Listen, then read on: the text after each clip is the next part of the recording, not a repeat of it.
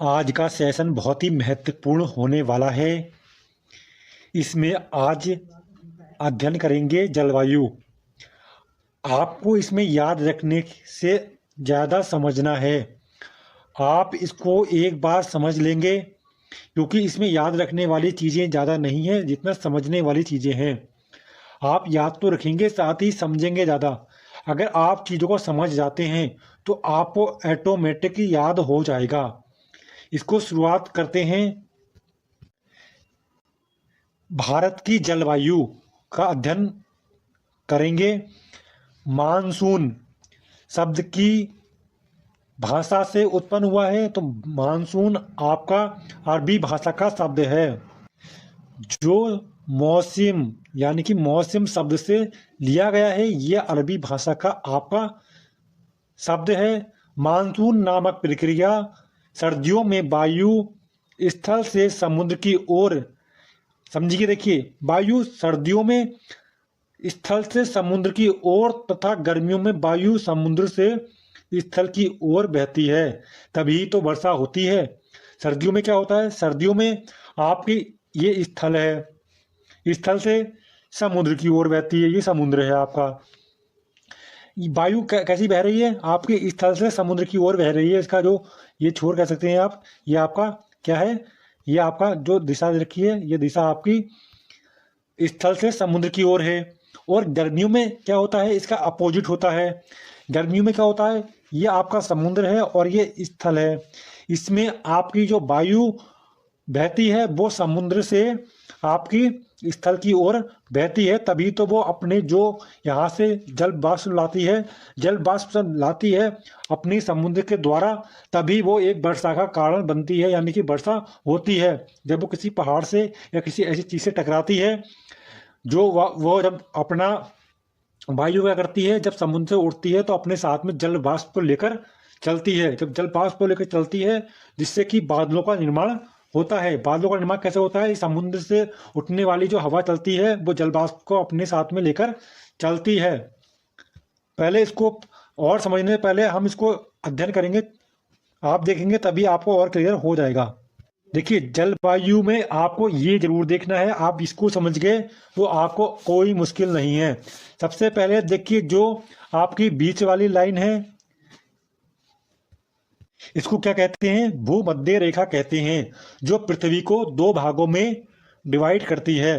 तो ये पृथ्वी के बीचों बीच से जो रेखा गुजर रही है वो आपको भूमध्य रेखा कहलाती है, यानी कि आपको याद रखना है भूमध्य रेखा है।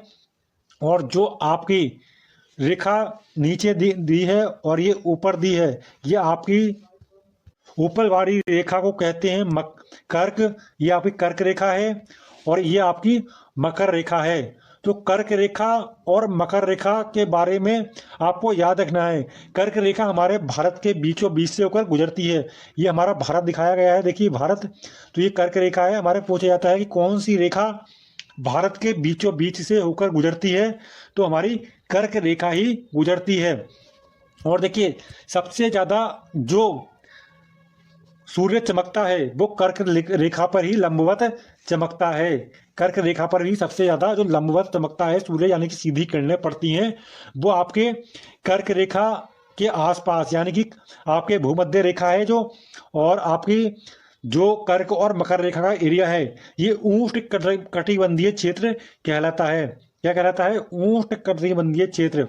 जो आपका भूमध्य रेखा है ये वाली, और आपकी कर्क रेखा ये है, और मकर रेखा ये है। इसके आपका कर्क रेखा और मकर रेखा का जो एरिया है वो उष्ण कटिबंधीय क्षेत्र कहलाता है, क्योंकि यहाँ पर सूर्य बहुत सीधा चमकता है, यानी कि यहाँ पर एक लंबवत सूर्य की किरणें पड़ती हैं। तभी यहाँ पर आपको ये भी पता होनी चाहिए कि अगर जहाँ पर भी मौसम गर्म होगा तो वहाँ पर वर्षा भी अधिक होगी। अभी एक प्रश्न पूछा गया था आईएएस के एग्जाम में कि सबसे अधिक वर्षा कहाँ होती है, तो बहुत से अभ्यर्थी, जो बहुत माइंडेड अभ्यर्थी थे, उन्होंने भी ये प्रश्न को गलत कर दिया था। क्यों गलत हुआ था उनसे? क्योंकि उन्होंने ये अनुमान नहीं लगाया कि जहाँ पर सूर्य की किरणें सीधी पड़ेंगी वहाँ पर सबसे ज़्यादा वर्षा होगी, वहीं पर सबसे ज़्यादा पेड़ होंगे, हरा भरा मौसम भी वहीं होगा, सबसे ज़्यादा प्राकृतिक पौधे पेड़ पौधे वहीं पर होंगे। क्योंकि जहाँ पर सबसे ज़्यादा गर्मी होगी वहाँ पर ही मौसम ऐसा होगा कि सबसे ज़्यादा वहाँ पर आप कह सकते हैं हरा भरा मौसम, यानी कि हरा भरा एरिया होगा। आपको पता होगा कि जब राजस्थान ऐसा एरिया है जहाँ पर वर्षा कम होती है तो वहाँ पर नुकीले पौधे पाए जाते हैं, क्योंकि वहाँ वर्षा की मात्रा कम होती है। तो उष्ण कटिबंधीय क्षेत्र किसे कहते हैं? आपका भूमध्य रेखा और आपका जो कर्क रेखा मकर रेखा पूरा इनका भाग है। इसके जो जितना भूमध्य रेखा के पास होगा उतनी ही जलवायु भी उतनी ही गर्म होगी, यानी कि जो एरिया भूमध्य रेखा के आसपास ज़्यादा होगा। अब मैं आपको बताता हूँ, देखिए कैसे आपको यहाँ पर, जैसे आप इस रेखा के इधर चलेंगे, जितना भी इधर चलते रहेंगे मौसम में थोड़ा सा नमी महसूस होती रहेगी। जैसे जैसे आप इसके पास में आएंगे तो आपको क्या होगा, यहाँ पर गर्म गर्म क्षेत्र पड़ने वाला है। तो इतना आप समझ गए होंगे तो आपको और अच्छी क्लियर होने वाली है आने वाली चीज़ें, अगर आप इतना समझ गए हैं तो। देखिए भारत की जलवायु की बात करें तो देखिए भारत की जलवायु कैसी है? उष्ण कटिबंधीय जलवायु है आपकी। ऐसी जलवायु जिसमें मौसम बहुत गर्म और आर्द्र होता है। भारत का अधिकतम भाग उष्ण कटिबंधीय क्षेत्र में पड़ता है, इसलिए भारत की जलवायु उष्ण कटिबंधीय जलवायु कहलाती है। यहाँ पर देखिए इसका, देखिए मैंने आपसे स्टार्टिंग में ही कह दिया है कि जो ये बीच वाली रेखा है, तो देखिए हमारा भारत कहाँ पड़ रहा है। भारत हमारा ये है, देखिए भारत हमारा ये है। तो यहाँ से कौन सी रेखा गुजर रही है? ये आपको मैंने बताया था कौन सी कर्क रेखा गुजर रही है। तो कर्क रेखा कहाँ से गुजर रही है? आपकी भारत के बीचों बीच से होकर गुजर रही है। और ये वाली है आपकी मकर रेखा। ये मकर रेखा भारत के किस ओर से गुजर रही है? मकर रेखा आपके भारत के दक्षिणी छोर से होकर गुजर रही है, यानी कि दक्षिण एरिया से होकर गुजर रही है। दक्षिण का मतलब ये नहीं है कि दक्षिण भारत से गुजर रही है, दक्षिण की एरिया में पड़ रहा है। जो आपका ये हिंद महासागर, प्रशांत महासागर और जो अन्य सागर हैं, जो आपको पता ही होना चाहिए। ये सारा क्या है, हमारा वर्ल्ड है, ये पूरी वर्ल्ड का नक्शा है हमारा। इतने महाद्वीप हैं, इसमें 7 महाद्वीप हैं। कौन कौन से महाद्वीप हैं इसमें? Australia, Asia, Europe, America, Africa, दक्षिणी अमेरिका और आपका, तो आपकी ये 6 हैं, जिसमें ऑस्ट्रेलिया महाद्वीप ये पड़ता है, आपको पता होना चाहिए। आपका देखिए एशिया महाद्वीप आपका ये पड़ता है, यूरोप ये पड़ता है, और आप यहाँ पर देख सकते हैं। तो आपको ये पता होना चाहिए। ये जब आगे की वीडियो बताएंगे आपको, जिसमें हम पढ़ाएंगे इसको, वर्ल्ड के बारे में अध्ययन करेंगे, तो आपको इसमें बता दिया जाएगा। अभी आपको जलवायु के ऊपर फोकस करना है। देखिए आप यहाँ से देखिए, चेन्नई और कोलकाता में वर्षा बराबर होती है, लेकिन चेन्नई की जलवायु आर्द्र गर्म होती है। ऐसा क्यों? क्योंकि ऐसा इसलिए होता है क्योंकि जो कर्क रेखा की जगह भूमध्य रेखा होती तो क्या होता, इसमें भी आपको देखना है। इसका बारे में प्रश्न आप इसको देखिए कि चेन्नई और कोलकाता में वर्षा तो समान होती है, लेकिन चेन्नई की जलवायु आर्द्र है। और ऐसा क्यों होता है? तो इसका एक कारण यह है कि जो कर्क रेखा है हमारी, वो इसके नज़दीक से, भारत के बीचों बीच से होकर गुजर रही है। इसका कारण देखिए आगे क्या है। जो पवनें चलती हैं, जो दक्षिण पश्चिम से पवनें चलती हैं, वो हमारी सबसे अधिक वर्षा कराती हैं। कहाँ पर कराती हैं? हमारी यहाँ पर जो आपका एरिया पड़ता है, ये वाला एरिया तमिलनाडु, और ये आपका जो चेन्नई का एरिया पड़ता है, उसमें यहाँ पर ये पवनें चलती हैं दक्षिण पश्चिम। तो ये आपकी यहाँ पर वर्षा कराने में योगदान देती हैं। और जो वर्षा अधिक होती है कोलकाता में, तो वो यहाँ पर से आपका उत्तर पूर्वी वाला जो किरणें चलती हैं, यानी कि जो आज आपका जलवायु आती है, यानी कि आप कह सकते हैं जो आपकी पवनें चलती हैं, तो वो ये वर्षा को लाती हैं। वर्षा मतलब पानी को इकट्ठा करके लाती हैं, बाष्प को इकट्ठा करके लाती हैं, और वो जिससे कारण जो वो उठती हैं, जो पवनें उठती हैं समुद्र से अपनी जल बाष्प को लेकर, तो यहाँ पर सारी चीज़ें अपनी यहाँ पर उड़ेल देती हैं, जिससे कि यहाँ पर वर्षा होती है। यहाँ पर 2 प्रश्न लिखे हैं, इनको देख लीजिए। भारत में सबसे ज़्यादा वर्षा किस प्रकार के मानसून से होती है? भारत का सबसे अधिक वर्षा वाला स्थान कौन सा है? तो देखिए सबसे अधिक वर्षा भारत में दक्षिण पश्चिम मानसून से ही होती है। मैंने आपको बता दिया है किससे होती है, दक्षिण पश्चिम मानसून से ही सबसे ज़्यादा अधिक वर्षा होती है। क्योंकि सबसे पहले जो आपका मानसून है यहाँ पहुँचता है, फिर ये पहुँचते पहुँचते ये आपका यहाँ से यहाँ पहुँच जाता है, फिर 15 जून के आसपास ये पूरे भारत में फैल जाता है और इसी से सबसे ज़्यादा वर्षा होती है। और भारत में सबसे अधिकतम वर्षा कहाँ होती है, मौसिनराम मेघालय में होती है। आपको ये याद रखना है। आगे बात करें, देश के अधिकांश भागों में वर्षा जून से सितंबर के महीने में होती है, पर केवल तमिलनाडु ऐसा राज्य है जिसमें शरद ऋतु में भी वर्षा होती है। ठंडी के समय भी वहाँ पर वर्षा होती है। ये क्यों होती है, क्योंकि ये दक्षिण पश्चिम मानसून के टाइम तमिलनाडु सूखा रहता है। क्या होता है यहाँ पर, देश के अधिकांश भागों में जो वर्षा होती है जून से सितंबर में होती है, लेकिन जो तमिलनाडु का एरिया है वो आपका दक्षिण पश्चिम मानसून के समय भी क्या होता है, ये सूखा होता है। तो यहाँ पर आपकी वर्षा ठंड में भी यहाँ पर होती है। इसका कारण जो आपकी आगे देखिए, देश के अधिकांश भागों में वर्षा जून से सितंबर के महीने में होती है, पर केवल तमिलनाडु एक ऐसा स्टेट है जहाँ पर वर्षा ठंड के मौसम में भी होती है। दक्षिण पश्चिम मानसून के टाइम तमिलनाडु में क्या होता है, सूखा होता है। जो वर्षा होती है तमिलनाडु में वो कौन से मानसून से होती है, उत्तर पूर्वी मानसून के द्वारा तमिलनाडु में वर्षा की जाती है। आप यहाँ पर देख सकते हैं जो उत्तर पूर्वी मानसून होता है वो यहाँ वर्षा का कारण बनता है। लेकिन अगर आपसे पूछा जाएगा कि एकमात्र स्टेट कौन सा ऐसा है जहाँ वर्षा ठंड के मौसम में होती है, तमिलनाडु में होती है, और आपकी कौन से मानसून से होती है, उत्तर पूर्वी मानसून से होती है। बाकी स्टेटों में कौन से मानसून से होती है, वो आपके आपके कौन से दक्षिण पश्चिम मानसून से होती है। जय हिंद। आज हम यहाँ पर ग्रहों का अध्ययन करने वाले हैं। आज की वीडियो आपके लिए बहुत ही महत्वपूर्ण है, चाहे आप कोई सा भी कॉम्पिटिटिव एग्ज़ाम देते हैं। तो देखिए हम पढ़ेंगे आपके ग्रहों के बारे में, और आप इस वीडियो को एक बार ही देख लेंगे, आपको सब कुछ याद हो जाएगा। यानी कि सब आपको माइंड में, आपको अलग से ज़्यादा पढ़ने की आवश्यकता नहीं पड़ेगी। आप इस वीडियो को देखते देखते ही सारी चीज़ों को याद कर लेंगे। तो यहाँ बात करते हैं ग्रहों की। तो ग्रह क्या करते हैं, सूर्य के चारों ओर चक्कर लगाते हैं, क्या करते हैं, सूर्य की परिक्रमा करते हैं। तो यहाँ पर सबसे पहले देखेंगे हम सूर्य से दूरी के क्रम में भी देखेंगे कौन सा ग्रह छोटा है, कौन सा बड़ा है, कौन से ग्रह की स्थिति क्या है, इसका अध्ययन करेंगे। अगर सूर्य से बढ़ती देखा जाए कि सूर्य से बढ़ते क्रम में, तो देखिए सबसे नज़दीक का ग्रह सूर्य का बुध है, उसके बाद में आपका शुक्र है, फिर पृथ्वी है, फिर मंगल है, बृहस्पति है, शनि है, अरुण है, वरुण है। देखिए आपको याद हो जाएगा, पहले आप बुध शुक्र पृथ्वी, मंगल बृहस्पति शनि, अरुण वरुण, याद हो गया आपको। और ग्रह क्या होते हैं, जो जो सूर्य के चारों ओर परिक्रमा करते हैं, चारों ओर चक्कर लगाते हैं। बात करें यहाँ पर सौर प्रणाली की खोज किसने की है, तो कॉपरनिकस ने की है।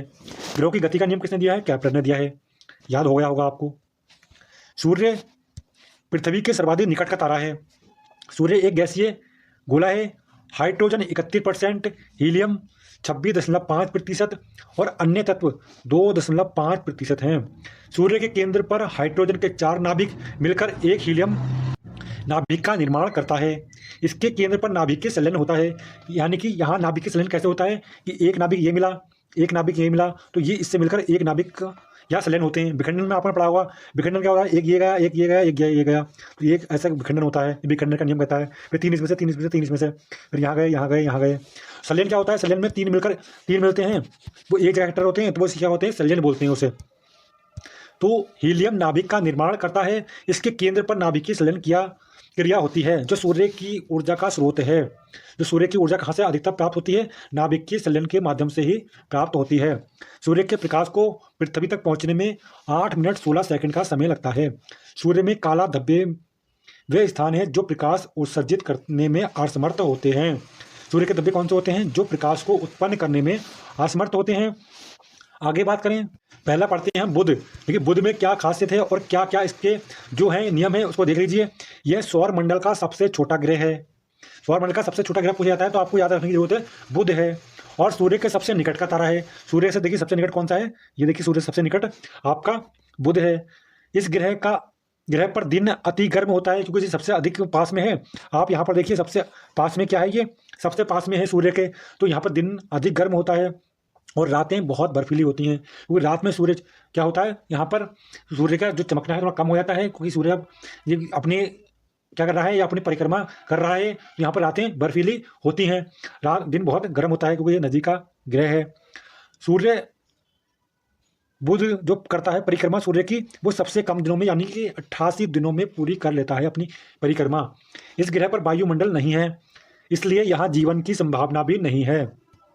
देखिए दूसरा जो सबसे नजदीक का ग्रह है वो आपका शुक्र है। शुक्र में क्या खासियत है आपको याद रखने की आवश्यकता है। शुक्र देखिए, शुक्र का आपको याद रखना है, ये पृथ्वी के सबसे निकट का ग्रह है। पृथ्वी कहाँ है, पृथ्वी ये है, और इसके सबसे निकट का ग्रह क्या है, सूर्य है, सॉरी क्या है, शुक्र है। शुक्र पृथ्वी के सबसे निकट का ग्रह है, आपको ये भी रखना है कि ये पृथ्वी है और ये शुक्र है। तो यहाँ पर सबसे नजदीक कौन सा है, आप कह सकते हैं शुक्र है। शुक्र अन्य ग्रहों के विपरीत सूर्य की परिक्रमा पूर्व से पश्चिम की ओर लगाता है, और ग्रह क्या करते हैं, पश्चिम से पूर्व की ओर परिक्रमा करते हैं सूर्य की। लेकिन शुक्र और दो ग्रह ऐसे हैं, शुक्र और एक और अभी आगे हम पढ़ेंगे उसके बारे में, ये दो ग्रह ऐसे हैं जो आपके पूर्व से पश्चिम की ओर सूर्य की परिक्रमा करते हैं। और इसकी तरह अरुण है, देखिए मैंने कहा क्या है, एक है आपका अरुण, आपको याद रखने की आवश्यकता यहाँ नहीं है, यहाँ आपको पढ़ते पढ़ते ही याद हो जाएगा। तो यहाँ पर बात करें कौन सा, आपका एक आपका शुक्र और एक का आपका अरुण ग्रह जो आपके पूर्व से पश्चिम की ओर परिक्रमा करता है सूर्य की, इसलिए इसको सूर्योदय पश्चिम की तरफ और सूर्य अस्त पूर्व में होता है। यहाँ पर सूर्योदय पश्चिम की ओर होता है और सूर्य अस्त आपका पूर्व की ओर होता है, इसलिए यहाँ इस ग्रह को क्या कहते हैं, इवनिंग स्टार या मॉर्निंग स्टार भी कहते हैं। इसको इवनिंग स्टार नाम से किसे जाना जाता है, आपका शुक्र ग्रह को जाना जाता है। आगे की बात करें, आकार घनत्व में पृथ्वी के समान है, इसका आकार और घनत्व की बात करें ये पृथ्वी के समान है, इसलिए इसे कई नामों से जाना जाता है। एर्थ ट्विन पृथ्वी का जुड़वा ग्रह भी कहते हैं क्योंकि पृथ्वी के पास है। एर्थ सिस्टर पृथ्वी की बहन भी कहते हैं। इस ग्रह का भी कोई उपग्रह नहीं है। इस ग्रह के वायुमंडल में 95% CO2 और 3.5% नाइट्रोजन पाई जाती है। अब यहाँ पर हम अध्ययन करेंगे पृथ्वी का। पृथ्वी क्या है, पृथ्वी वायुमंडल का, यहाँ वायुमंडल पाया जाता है, सबसे महत्वपूर्ण बात यही है, यहाँ जीवन पाया जाता है। पृथ्वी है सूर्य से तीसरा सबसे दूरी का है। तो देखिए यहाँ सौरमंडल का एकमात्र ग्रह है जिस पर जीवन है। इसका अगर बात करें पूर्व से पश्चिम तो ये 12,756 किलोमीटर है, और बात करें आपके उत्तर से दक्षिण तो 12,714 है। पृथ्वी अपने अक्ष पर 23.5 डिग्री झुकी है। यह अपने अक्ष पर पश्चिम से पूर्व 27 किमी प्रति मिनट की गति से घूमती है, और यह एक चक्कर 23 घंटे 56 मिनट 4 सेकंड में पूरा करती है। यानी कि आपका जो एक चक्कर कितने घंटे में पूरा करती है, 23 घंटे 56 मिनट और 4 सेकंड में पूरा करती है, जिसका हर 4 साल में जो जुड़ जाते हैं तो लीप वर्ष एक बन जाता है। लीप वर्ष कब होता है, हर 4 साल में एक लीप वर्ष लौटकर आता है, आपको पता होना चाहिए। जल की उपस्थिति पाई जाती है यहाँ पर, जिस कारण यह नीला रंग का दिखाई प्रतीत होता है। पृथ्वी एकमात्र उपग्रह कौन सा है पृथ्वी का, यहाँ पर चंद्रमा है जिसे मून कहते हैं। देखिए ग्रह क्या करते हैं, ग्रह अपने जब चक्कर लगाते हैं, ग्रह सूर्य के चारों ओर चक्कर लगाते हैं, और जो ग्रह का चक्कर कौन लगाते हैं, ग्रह के चक्कर उपग्रह लगाते हैं। देखिए जो पृथ्वी है सूर्य का चक्कर काट रही है, और यहाँ देखेंगे आप यहाँ पर, तो यहाँ पर आपका जो उपग्रह है वो ग्रह का चक्कर काट रहे हैं। जो ग्रह हैं वो सूर्य के चक्कर लगाते हैं, जो उपग्रह हैं वो ग्रह के चक्कर लगाते हैं। तो पृथ्वी का एकमात्र ग्रह कौन सा है, पृथ्वी का एकमात्र उपग्रह आपका चंद्रमा है। पृथ्वी के बारे में और अध्ययन करें हम, पृथ्वी को सूर्य की परिक्रमा पूरा करने में 365 दिन 5 घंटे 48 मिनट 56 सेकंड यानी 365 दिन 6 घंटे लगते हैं। पृथ्वी के अपने अक्ष पर झुके होना और सूर्य के सापेक्ष स्थिति परिवर्तन के कारण ऋतु में परिवर्तन देखने को मिलता है, जिस कारण से ऋतु परिवर्तन होता है। पृथ्वी अपने अक्ष पर 23.5 डिग्री झुकी है। सबसे अधिक चमकीला तारा साइरस डॉग स्टार पृथ्वी से 9 प्रकाश वर्ष की दूरी पर स्थित है। सूर्य से पृथ्वी की दूरी आपको मैंने बता दी है, देखिए देख लीजिए आप, सूर्य से पृथ्वी की दूरी भी। पृथ्वी अंडाकार पथ पर सूर्य की परिक्रमा करती है, जिसके कारण सूर्य से इसकी दूरी बदलती रहती है। अधिकतम दूरी 15.21 करोड़ किमी 4 जुलाई को रहती है, और न्यूनतम दूरी आपकी 14.7 करोड़ किमी रहती है 3 जनवरी वाले दिन। तो ये सबसे अधिक दूरी आपकी 4 जुलाई को, सबसे न्यूनतम दूरी 3 जनवरी को रहती है। देखिए कोई भी आपका जो ग्रह है जब सूर्य के सबसे पास होता है तो वो तेजी से परिक्रमा करता है, और जो जब दूर होता है, माना ये ग्रह यहाँ दूर है, तो जब ये सूर्य के पास आता है तो वो बहुत जल्दी से परिक्रमा कर लेता है एकदम। इसी पहले क्या जाएगा, ये आप देखिए यहाँ पर पहले ये हल्के हल्के जा रहा है, जैसे यहाँ आया फटाक से यहाँ चले गया। तो जितना नजदीक होता है सूर्य की वो उतनी जल्दी परिक्रमा करेगा। कोई भी चीज़ दूर है वो दूर से आएगी, वो टाइम लगेगा, जैसे नज़दीक में आएगी वो फटाक से वहाँ परिक्रमा कर लेगी। तो जो ग्रह जितने सूर्य से पास में होते हैं वो क्या करते हैं, अपना जल्दी से परिक्रमा पूर्ण कर लेते हैं। जो दूर के ग्रह हैं वो उनका समय भी टाइम ज़्यादा लगता है। कोई आपका 365 दिन में कर लेता है, तो कोई आपका 88 दिन में कर लेता है, तो कोई किसी को कई कई वर्ष लग जाते हैं अपनी परिक्रमा पूरी करने में सूर्य की। तो जो ज़्यादा नज़दीक का ग्रह है वो ज़्यादा जल्दी परिक्रमा करेगा, ये भी याद रखना है आपको। नज़दीक है तो ये जो नज़दीक आएगा, जैसे ही कोई भी ग्रह नज़दीक पहुंचेगा वो जल्दी जल्दी परिक्रमा कर लेगा। जो दूर से, मैंने यहाँ पे यही बताया था, दूर था जो वो टाइम लगेगा यहाँ तक आने में, परिक्रमा पूरी करने में, लेकिन जो नज़दीक है वो अपनी फटाक से परिक्रमा पूर्ण करेगा। आगे बात करें यहाँ पर पृथ्वी और सूर्य के बीच की औसत दूरी को क्या कहते हैं, खगोलीय एकक कहलाती है। पृथ्वी और सूर्य की दूरी को याद रखना है, पूछ ले, सवाल बनता है आपका। पृथ्वी और सूर्य के बीच की दूरी क्या कहते हैं, खगोलीय एकक कहलाती है। मंगल ग्रह के बारे में देख लीजिए। मंगल ग्रह है आपका, मंगल ग्रह, इसे लाल ग्रह भी कहते हैं। आयरन ऑक्साइड के कारण इसका रंग क्या होता है, लाल होता है। पृथ्वी के समान ये अपनी अक्ष पर 25 डिग्री के कोण पर झुका है, इसलिए यहाँ ऋतु परिवर्तन होता है। क्या ये 25 डिग्री कोण पर झुका है, इसलिए यहाँ पर ऋतु परिवर्तन होता है, और यहाँ पर भी जीवन की संभावना लगाई जा रही है मंगल ग्रह पर। इस ग्रह का वायुमंडल का पतला आवरण है, जिसमें नाइट्रोजन आर्गन गैस पाई जाती हैं। मंगल ग्रह के 2 उपग्रह हैं, फोबोस और डीमोस। डीमोस सौरमंडल का सबसे छोटा उपग्रह है, यह भी आपको याद रखना है। सौरमंडल का सबसे बड़ा ज्वालामुखी ओलिपस मेसी इसी ग्रह पर है, यानी कि मंगल ग्रह पर है। सौरमंडल का सबसे ऊंचा पर्वत निकष ओलंपिया, जो माउंट एवरेस्ट से भी 3 गुना ऊंचा है, वो यहाँ पर है, इसी मंगल ग्रह पर है। आगे बात करें बृहस्पति की, तो बृहस्पति ग्रह आपका जो है, बृहस्पति ग्रह देखिए यहाँ पर क्या इसकी खूबी है, आपको एक एक ग्रह याद होता चला गया होगा अब तक। बृहस्पति सौर मंडल का सबसे बड़ा ग्रह कौन सा है, बृहस्पति है। यह मुख्यतः गैस और द्रव से मिलकर बना है, इसलिए बृहस्पति में ठोस भूमि का अभाव है, पर इसके उपग्रह ठोस पिंड हैं। पर इसके उपग्रह हैं वो क्या है, एक ठोस पिंड है, और इसमें गैस से मिलकर बना है, तो ये हल्का ग्रह भी कह सकते हैं। बृहस्पति के उपग्रह की संख्या सौरमंडल में सबसे अधिक है। पूछी जाएगा तो आपको सबसे अधिक संख्या किसकी है, उपग्रह की संख्या है, वो सौरमंडल में सबसे जो बड़ा उपग्रह है वो बृहस्पति है, उसके ही सबसे ज़्यादा उपग्रह हैं। इनमें गैनीमीड सौरमंडल का सबसे बड़ा उपग्रह है। सभी ग्रहों में इसकी सबसे अधिक, यानी कि रोटेशन स्पीड क्या है, सबसे अधिक है, 10 घंटे। इसको सूर्य की एक परिक्रमा लगाने में 12 वर्ष लगता है। जिस सूर्य की परिक्रमा करने में कितना समय लगता है, इसको 12 वर्ष का समय लगता है, लेकिन ये अपने अक्ष पर घूमने में इसको 10 घंटे का ही मात्र समय लगता है। देखिए ये आपका सूर्य है, ये एक तो ये है कि अपने अक्ष पर ही घूम रहा है, तो ये क्या है, इसको 10 घंटे लगेगा। एक ये दूर पूरी परिक्रमा करेगा तो 12 वर्ष समय लेगा। आगे बात करें मंगल और बृहस्पति की कक्षाओं के बीच कुछ छोटे छोटे आकाशीय पिंड हैं जो सूर्य की परिक्रमा कर रहे हैं। उन्हें क्या कहते हैं, क्षुद्र ग्रह के नाम से भी जाना जाता है। नाम इनका है सीरस। ये देखिए आपका शनि है, शनि को आप देख लीजिए, ये आकार में दूसरा सबसे बड़ा ग्रह है। इस ग्रह की एक विशेषता है कि इसके चारों ओर प्रकाश की कुंडली, जिसमें ये आपका शनि दिखाया गया है, शनि को देखिए, जिसमें देखिए कुंडली है। देखिए कोई सी ग्रह में कुंडली नहीं है, लेकिन एक शनि ऐसा ग्रह है जिसमें कुंडली है, ये देख सकते हैं आप, ये कुंडली है इसमें, जिसमें वलय कहा जाता है, जिसे क्या कहते हैं, वलय कहते हैं। इस वलय की संख्या कितनी है, 7 है। इसकी खोज किसने की थी, गैलीलियो ने की थी इसकी खोज। शनि का सबसे बड़ा उपग्रह टाइटन है, जो सौरमंडल का दूसरा सबसे बड़ा उपग्रह है। यानी कि ये आपका दूसरा सबसे बड़ा उपग्रह कौन सा है, ये आपका शनि का सबसे बड़ा उपग्रह टाइटन है, जो सौरमंडल का दूसरा सबसे बड़ा उपग्रह है। इस ग्रह का घनत्व जल से भी कम है, यानी कि जल में रखेंगे तो तैरेगा, जल में रखने पर यह क्या करेगा, तैरने लग जाएगा।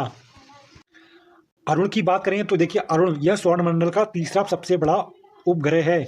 इसका परिभ्रमण शुक्र के भांति है, यानी कि अरुण है वो शुक्र के ही समान है, क्योंकि ये पूर्व से पश्चिम की ओर परिक्रमा करता है सूर्य की। यह अपनी धुरी पर सूर्य की ओर इतना झुका है कि लेटा सा प्रतीत होता है, इसलिए इसे लेटा हुआ ग्रह भी कहा जाता है। इसके वायुमंडल में मीथेन अधिक मात्रा में उपस्थित है।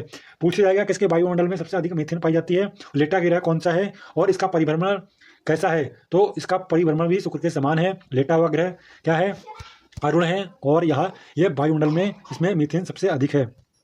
बात करें वरुण की, यह हरे रंग का ग्रह है और यह सूर्य के सबसे अधिक दूरी पर स्थित है। ये कौन सा ग्रह, हरे रंग का है, वरुण है, अधिक दूरी पर है, सबसे अधिक। देखिए सबसे दूर कौन सा है, दूरी आप यहाँ से देखेंगे तो आपको याद हो गया होगा कि सबसे नजदीक कौन सा है, ये है, दूसरा ये है, तीसरा ये है। ये सबसे दूरी पर कौन सा है, वरुण है, और आपके हरे रंग का ग्रह है ये सूर्य से सबसे अधिक दूरी पर है। मीथेन की अधिकता के कारण यह ग्रह प्रकाश में हरे रंग का दिखाई देता है। इसको पढ़ लेते हैं हम। सूर्य ग्रहण और चंद्र ग्रहण को भी देख लीजिए। सूर्य ग्रहण और चंद्र ग्रहण कब होता है, देखिए सूर्य ग्रहण कब होता है, सूर्य ग्रहण तब होता है जब पृथ्वी और सूर्य के बीच में चंद्रमा आ जाता है। ये पृथ्वी है, ये सूर्य है, इसके बीच में चंद्रमा आ गया तो सूर्य ग्रहण हो गया। क्लियर।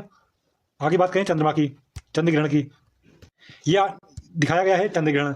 जब देखिए यहाँ चंद्र ग्रहण कैसे होगा, जब सूर्य और पृथ्वी जब सूर्य और चंद्रमा के बीच में पृथ्वी आ जाती है तो यहाँ क्या होता है, चंद्र ग्रहण होता है। ये आपका ऊपर वाला सूर्य ग्रहण है, ये चंद्र ग्रहण है। सूर्य ग्रहण कब होता है, जब आपका पृथ्वी और सूर्य के बीच में चंद्रमा आ जाता है, जिसकी सूर्य की छाया पृथ्वी पर नहीं पड़ती है। अभी दिखाता हूँ मैं आपको, देखिए ये आपका सूर्य ग्रहण को दिखा रहा है, जिसकी ये छाया नहीं पड़ रही है पृथ्वी पर। इसके बीच में क्या आ गया है, चंद्रमा आ गया है। जब सूर्य और पृथ्वी के बीच में चंद्रमा आता है तो सूर्य ग्रहण, और जब आपका सूर्य और चंद्रमा के बीच में पृथ्वी आती है तो चंद्र ग्रहण। आज का टॉपिक आपके लिए बहुत ही महत्वपूर्ण होने वाला है। इसमें मुख्य और ठोस पॉइंट को ही उठाया गया है, जहाँ से आपके एग्जाम में प्रश्न बनते हैं। सारी रामायण नहीं पढ़ना है हमें, मैं बार बार आपसे कहता हूँ। हमें उन्हीं पॉइंटों को देखना है जहाँ से प्रश्न बनता है, जहाँ से प्रश्न आने की संभावना रहती है। तो ऐसा टॉपिक है कि हर एग्जाम में 1 से 2 क्वेश्चन पूछे जाते हैं। आपकी छोटी सी वीडियो में ठोस जानकारी देने की प्रयास किया जाता है आपको। तो हमारा यहाँ पर है टॉपिक ज्वालामुखी। हम पढ़ेंगे आज ज्वालामुखी को पढ़ने जा रहे हैं यहाँ पर। तो देखिए ये ज्वालामुखी है, इसमें क्रेटर क्या होता है, मैग्मा क्या होता है और सिंडर क्या होता है, ध्यान से समझेंगे। देखिए क्रेटर क्या होता है, क्रेटर जो ज्वालामुखी का ये मुंह दिखाया गया है, जहाँ से ये धुआं और ये सारी चीज़ें निकल रही हैं, लावा हुआ, तो यहाँ से जो इसका मुंह है ज्वालामुखी का, उसे क्रेटर कहते हैं। क्या है, उसे क्रेटर कहा जाता है। और मैग्मा की बात करें तो मैग्मा क्या है, मैग्मा ऐसा तरल पदार्थ है जो ज्वालामुखी के अंदर से निकलता है। जब ज्वालामुखी के अंदर से एक तरल पदार्थ निकलता है उसे क्या कहते हैं, मैग्मा कहा जाता है। तो यहाँ पर सबसे पहले पूछा जाता है क्रेटर क्या होता है, तो क्रेटर ज्वालामुखी का मुंह होता है, आपको याद रखना है। दिमाग में स्ट्रक्चर बना लीजिए कि जहाँ से कोई चीज़ पदार्थ निकलता है, धुआं वगैरह जो भी तरल पदार्थ, वो क्रेटर कहलाता है। ज्वालामुखी का मुंह क्या कहलाता है, क्रेटर कहलाता है। और आपका मैग्मा तरल रूप में जो पदार्थ निकलता है, तरल पदार्थ निकलता है, उसे मैग्मा कहते हैं। और सिंडर क्या है, सिंडर को आप याद रखना, सिंडर जब ये मैग्मा धरती पर आकर छोटे छोटे टुकड़ों में डिवाइड हो जाता है ठोस पदार्थ के रूप में, यानी कि जब मैग्मा धरती पर आकर ठोस रूप में छोटे छोटे टुकड़ों में डिवाइड हो जाता है तो उसे क्या कहते हैं, सिंडर कहते हैं।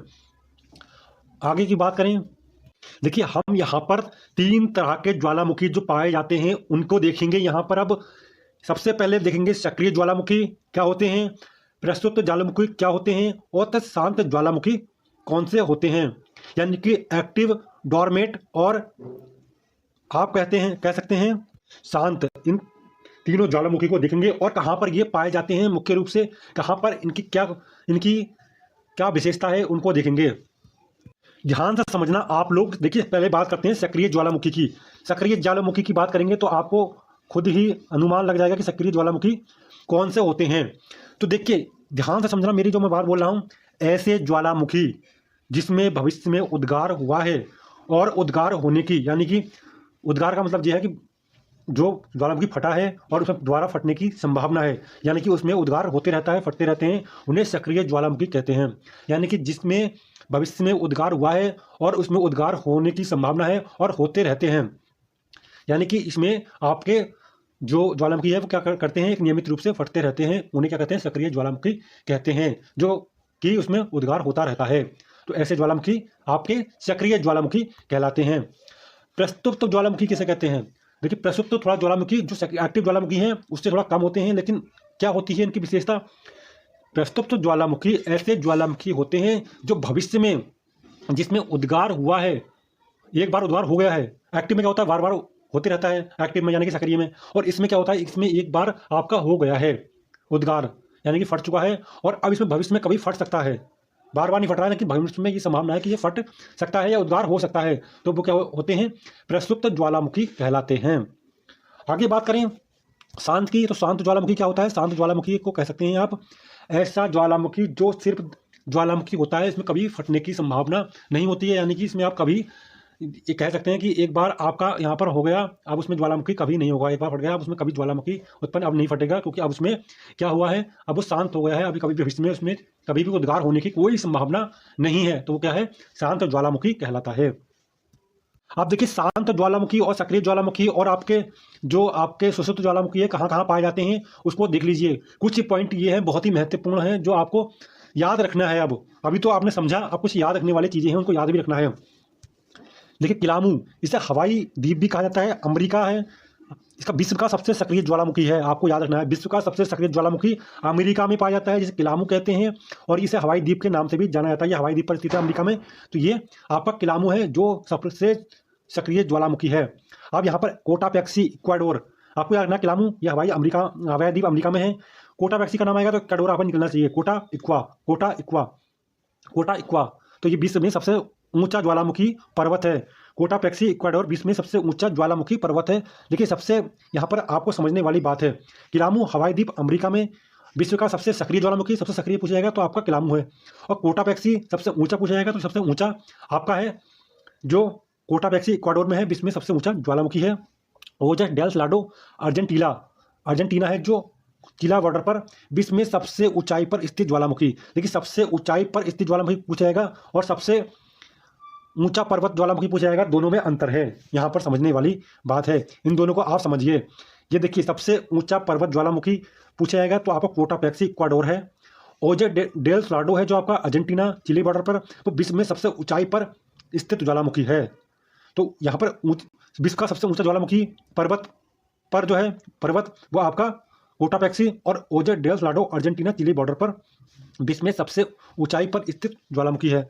अब बात करते हैं स्टाम्बोली, जिसे भूमध्य सागर का स्तंभ कहते हैं। यानी कि यहाँ पर इतना, जब ये उत्पन्न हुआ था तो यहाँ पर इतनी चमक, यहाँ पर इतना प्रकाश निकला था इसके द्वारा कि यहाँ पर अभी भी बताते हैं कि यहाँ पर चमक रहती है। तो इसलिए स्टाम्बोली को कहते हैं भूमध्य सागर का प्रकाश स्तंभ नाम से जाना जाता है। इसको याद रखना है, बहुत फेमस है कि भूमध्य सागर का प्रकाश स्तंभ किसे कहते हैं, तो स्टाम्बोली है। ये आपका पॉइंट हर एग्जाम में लगभग 1 से 2 को एक आधी एग्जाम ऐसा जाता है ये पॉइंट ना बने, नहीं तो ये वाला पॉइंट तो बनता ही बनता है। अब यहाँ पर प्रसुप्त ज्वालामुखी की बात कर रहे हैं हम। प्रसुप्त ज्वालामुखी क्या होते हैं? प्रसुप्त ज्वालामुखी मैंने आपको बता दिए हैं, लेकिन कहाँ पर पाए जाते हैं? विसुवियस इटली में। आपको याद रखना है, विसुवियस इटली में आपका प्रसुप्त ज्वालामुखी पाया जाता है। शांत ज्वालामुखी की बात करें तो शांत ज्वालामुखी आपका एकांग गुहा एंडीज पर्वतमाला, विश्व में सबसे ऊंचाई पर स्थित शांत ज्वालामुखी है। कहाँ पर? एंडीज पर्वतमाला में स्थित है, और विश्व का सबसे शांत ज्वालामुखी ये एकांग गुहा है, एंडीज पर्वतमाला पर स्थित है, विश्व में सबसे ऊंचाई पर स्थित ज्वालामुखी है। और आपका याद रखना है देववन आपका ईरान में है, और एकांग गुहा एंडीज पर्वतमाला पर है, और देववन ईरान में है, आपको याद रखना है। विश्ववत इटली में है। इक्वाडोर आपको कहाँ पर है? आपको बताना है। इक्वाडोर में कौन सा है? कोटापेक्सी है। देखिए यहाँ पर भारत के 2 ज्वालामुखी जो बहुत ही महत्वपूर्ण हैं, जो आपके एग्जाम में प्रश्न बनता है, उनको देख लीजिए। यहाँ पर भारत के 2 ज्वालामुखी हैं, अंडमान निकोबार में स्थित हैं। जो आपका नारकोंडम है यानी कि डोरमेट है, ये सुषुप्त ज्वालामुखी है। बैरन है, ये एक्टिव ज्वालामुखी है। दोनों ज्वालामुखी आपके अंडमान निकोबार द्वीप समूह में स्थित हैं। पूछा जाएगा नारकोंडम कैसा ज्वालामुखी है, आपके सामने एग्जाम्पल होगा डोरमेट, एक्टिव या फिर आपका शांत। तो आपको समझना, ध्यान रखना है, तो आपको प्रश्न गलत नहीं करना है।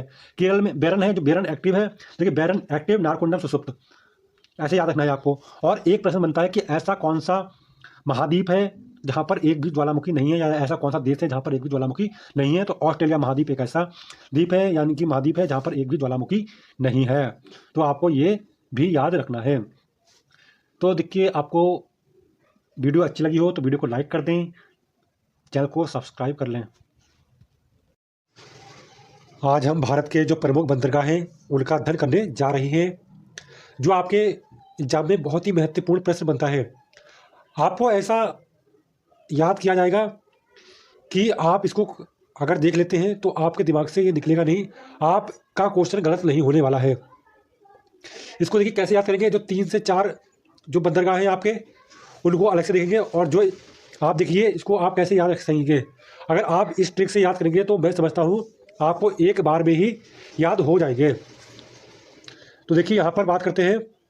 सबसे पहले जो आपको ध्यान रखना है, अरब सागर की ओर जो बंदरगाह है, जो अरब सागर की ओर बंदरगाह है, उनको कैसे याद यहाँ पर करना है आपको। तो सबसे पहले यहाँ पर देखिए आपके, हम 2 भागों में इसको बांटने पड़ेंगे, एक अरब सागर के बंदरगाह और आपके एक बंगाल की खाड़ी के बंदरगाह। तो आप अगर इसको इस प्रकार याद रखेंगे तो आप, मैं समझता हूँ आपका एक भी क्वेश्चन गलत नहीं होगा। सबसे पहले यहाँ पर ये देखिए कांडला है, कांडला ये हमारा गुजरात में है। ये देखिए ये जी बना है कांडला का, तो कांडला का ये जो जी है इससे याद रखिए गुजरात में पड़ता है। इसकी जो कुछ विशेष बात है इसको आगे देखेंगे, लेकिन यहाँ थोड़ा समझिए। अगर आप यहाँ पर देख लेते हैं क्लास को और इतना समझ लेते हैं तो आपका क्वेश्चन कभी गलत नहीं होगा। गुजरात में एक फेमस है, कौन सा, काडला है, उसको आपको याद रखना है। बस ये क्वेश्चन पूछा जाता है काडला बंदर कहाँ है, तो आपको गुजरात में सही कर देना है। अब बात करें यहाँ पर आगे, देखिए ये मुंबई, ये आप दिखता होगा आपको महाराष्ट्र का, तो यहाँ पर आप देखिए मुंबई में आपका एक मुंबई है, एक नवा सेवा है। तो आपको याद रखना है जो मुंबई और नवा सेवा आपका, ये देखिए मैं मैप के अकॉर्डिंग आपको दिखा रहा हूँ, ये आप याद रखेंगे अपना, इसको आपको भूलना नहीं है। आगे जो बात करें जो आपका बर्मा गोवा है, तो गोवा के नाम से है ये, जो बर्मा गोवा है गोवा के नाम से याद रखना है आपको। ये कहाँ पर है, कर्नाटक में है, आपके कर्नाटक में बर्मा गोवा है। और न्यू बंगलुरु यानी कि न्यू बंगलुरु, ये आपका देखिए ये भी आपका कर्नाटक में है। बंगलुरु से आपका देखिए नाम याद रखना है, बंगलोर और बंगलोर, कर्नाटक के में बंगलुरु पड़ता है, उसी के अकॉर्डिंग ये बंगलुरु इसका नाम है। तो न्यू बंगलुरु कहाँ पर है, कर्नाटक में आपका बंदरगाह है। कोच्चि की बात करें तो देखिए कोच्चि केरल, कोच्चि केरल, तो आपको याद रखना है कोच्चि कहाँ पर है, केरल में है।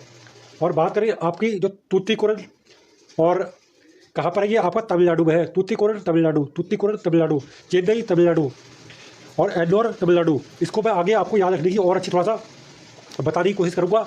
अभी आप इसको देखिए सबसे पहले आप कंडाला में एक देखा आपने, कंडाला गुजरात में एक है, कंडाला मुंबई और नवा सेवा आपका महाराष्ट्र में है, 2 है। और बर्मा गोवा आपका कर्नाटक में है और न्यू बंगलुरु कर्नाटक में है, ये 2 है। कोच्चि केरल में सिर्फ 1 है। तूतीकोरन और चेन्नई एन्नोर ये आपका तमिलनाडु में है। विशाखापत्तनम आपको याद है आंध्र प्रदेश में है, विशाखापत्तनम आंध्र प्रदेश में। और पारादीप उड़ीसा, यानी कि पर ला के उड़ीसा, पर किसके लगे हैं, उड़ीसा के। कौन उड़ेगा पर ला के, देखिए पर उड़ यानी कि पर लगे तो पर से आपके कहा है, जिसके पर लगे वो उड़ेगा, तो पर जो जिसके पर लगे हैं वो क्या है, उड़ना है, तो पारादीप है उड़ीसा में है। और आपका जो पश्चिम बंगाल का ले तो कोलकाता, देखिए यहाँ पर कोलकाता में आपको याद रखना है, कहाँ कौन सा है, कोलकाता में कोलकाता है, ये आपका याद रखना है। ये आपके जो इधर के देखिए जो बंदरगाह है वो आपके 1 2 3 4 5 6 बंदरगाह आपके अरब सागर के ओर के हैं। और 1 2 3 4 5 6 बंदरगाह आपके बंगाल की खाड़ी की ओर के हैं। और एक और महत्वपूर्ण पूछा था कि पोर्ट ब्लेयर कहाँ पर है, तो पोर्ट ब्लेयर भी आपका बंगाल की खाड़ी की ओर है, वो आपका अंडमान निकोबार में है, ये भी आपको याद रखना है। देखिए मैं इसको अलग से आपको इसलिए दिखा रहा हूँ कि आप इसको याद रख सकें। क्या है यहाँ पर पढ़ गए पर से क्या करेंगे, पर जिसके पर लगे होंगे वो उड़ेगा, पर लगे हुए वो उड़ेगा, तो यहाँ पर है जिसके पर लगे वो उड़ेगा। गुजरात की क्या खासियत है, देखिए गुजरात में क्या खास बात है, यहाँ पर जो कांडला गुजरात में है ये एक ज्वारीय बंदरगाह है और ये एक मुक्त व्यापार क्षेत्र है। यानी कि एक यहाँ पर जो गुजरात का कांडला है वो एक ज्वारीय बंदरगाह है और एक मुक्त व्यापार क्षेत्र है, यानी कि यहाँ पर किसी भी आने जाने पर टैक्स नहीं लगता है, इसलिए इसे मुक्त व्यापार क्षेत्र कहते हैं। देखिए तमिलनाडु वाले को आपको कैसे याद रखना है, तमिलनाडु वाले को आपको याद रखना है, तमिलनाडु को देखिए तट पकड़ेंगे, तमिलनाडु को तट पकड़ा आपने, उसके बाद में यहाँ पर तट को क्या लिखा इंग्लिश में, टी से तूतीकोरन हो गया, ए से एन्नोर हो गया और टी से आपका तमिलनाडु के बंदरगाह ये आपके हो गए 3, मैंने आपको बताए थे अभी। और जो एग्जाम में पॉइंट बनते हैं आपके वो ये 5 बंदरगाह ऐसे हैं जिनसे आपके बहुत महत्वपूर्ण हर एग्जाम में एक ना एक प्रश्न बनता है, जो कांडला, एन्नोर, तूतीकोरन, पारादीप, नवा सेवा। तो आपको याद रखना है, नवा सेवा का नाम याद रखना है आपको। कांडला आपको पता ही होना चाहिए, मैंने बताया था कहाँ पर है, गुजरात में। एन्नोर बताया था मैंने आपको कहाँ है, ये आपको याद रखना चाहिए। तूतीकोरन आपको मैंने बताया था, तूतीकोरन तमिलनाडु में, पारादीप उड़ीसा में, नवा सेवा आपको याद रखना चाहिए, बताया था मैंने आपको, तो आपको याद हो गए होंगे सारे। अगर किसी को याद नहीं हुए हो एक बार और क्लास देख लीजिए, ज़्यादा लंबी क्लास नहीं है, आपको दूसरी बार में पढ़ने से याद हो जाएंगे। अच्छी लगी हो क्लास तो वीडियो को लाइक कर दें।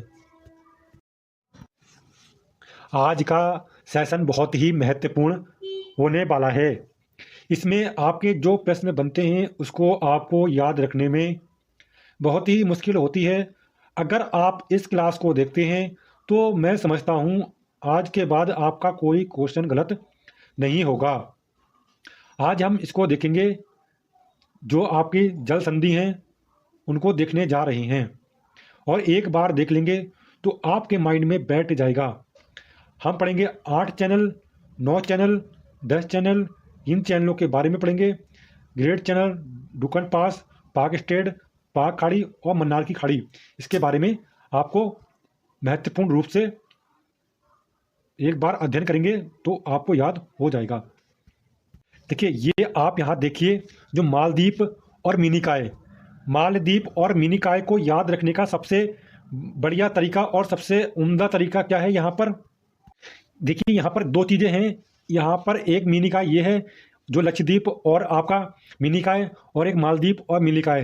तो यहाँ पर मालदीव में आप जब माल आएगा, जहाँ पर माल आएगा तो वहाँ पर आपको 8 देखना होगा। 8 जहाँ पर माल शब्द आएगा वहाँ पर क्या होगा, 8 को देखना है, क्योंकि 8 चैनल है इसके बीच में है, तो आपको 8 देखना है। जहाँ माल आ गया तो वहाँ पर माल आ गया तो 8 में 8 देखना है, 8 डिग्री चैनल है। और लक्षद्वीप आएगा, लक्ष्य आएगा तो लक्ष्य साधना है, आपको लक्ष्य देखना है। लक्ष्य किस में रखना है, आपको 9 पे रखना है। लक्ष्य का 9 पॉइंट पे होना चाहिए, 9 नंबर पे। इनके बीच में क्या है, 9 डिग्री चैनल है। तो आपको जो माल आएगा वो 8 में आएगा, और लक्ष्य कितना साधना है, आपको 9 पॉइंट पे साधना है, 9 नंबर पे साधना है। आपको 9 नंबर पे आपको साधना है। तो माल शब्द जहाँ आएगा वो 8 में देख लेना, और जहाँ पर आपका लक्ष्य किसको साधना है, लक्ष्य साधना है 9 नंबर को। तो ये आपको याद हो गया होगा। माल और मिनिकॉय के बीच में 8 डिग्री चैनल है, और लक्षद्वीप और मिनिकॉय के 9 डिग्री चैनल है। और ये अंडमान और निकोबार के बीच में कौन सा है, वो 10 चैनल है। आपको कैसे याद रखना है, आपको याद रखना है जो अंडा होता है वो क्या होता है, 0 आकार का होता है, और इसमें अंडे के आगे आप एक डंडा खड़ा कर देंगे, 10 हो गया। तो यहाँ पर ये क्या हो गया, 10। ये अंडा क्या है, ये अंडा है, हमारा अंडा है। जो आप क्या करेंगे, इसको क्या करेंगे, जो अंडा है, अंडा को क्या होता है, गोल होता है, गोल के आगे खड़ा कर देंगे तो यहाँ हो गया 10। तो अंडमान और निकोबार के जब आएगा तो आपको 10 डिग्री चैनल को याद रखना है।